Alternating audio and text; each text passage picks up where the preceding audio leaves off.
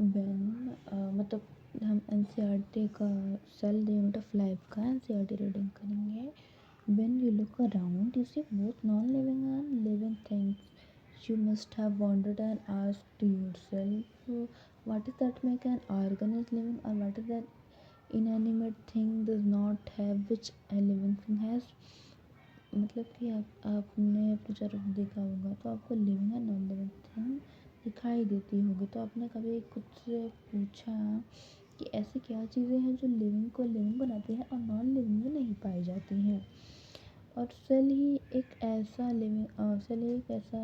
Part है living organism का जो बेसिक यूनिट ऑफ लाइफ को परफॉर्म करता है. और all organism are composed of cells. Some are composed of single cell are called unicellular. Some जो कुछ होते हैं सिंगल सेल के बने होते हैं उन्हें यूनिसेलुलर बोलते हैं. वाइल अदर्स लाइक अस और अदर जैसे कि हम कंपोस्ट ऑफ मैनी सेल जो बहुत सारे सेल से बने होते हैं उन्हें मल्टी सेलुलर ऑर्गेनिज्म कहते हैं. Unicellular organism are capable of independent existence.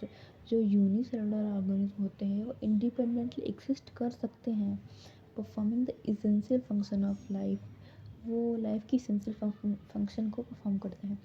Anything less than a complete structure of cell does not ensure independent living. Anything that मतलब एक सेल के कंप्लीट स्ट्रक्चर के बिना इंडिपेंडेंट लिविंग नहीं एग्जिस्ट कर सकते हैं.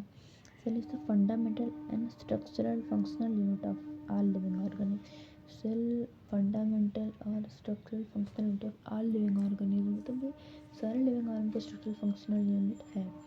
Anton van Leeuwenhoek first saw and described a life cell. Anton van Leeuwenhoek ने सबसे पहले लाइफ सेल देखा और डिस्क्राइब भी किया. Robert Brown later discovered the nucleus. Robert Brown ने बाद में न्यूक्लियस की डिस्कवरी की. And then the invention of the microscope, its improvement leading to the electron microscope revealed all the structural detail of the cell.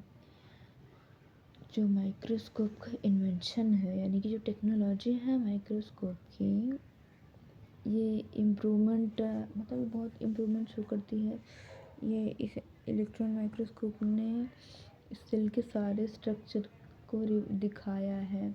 मतलब ये leader improvement है. मतलब मुख्य जिससे हम बोलते हैं कि कोई चीज़ें हेड नहीं होती फैमिली में तो ऐसे बोलते हैं कि हाँ हमारे फैमिली के हेड होते हैं तो उनकी जैसे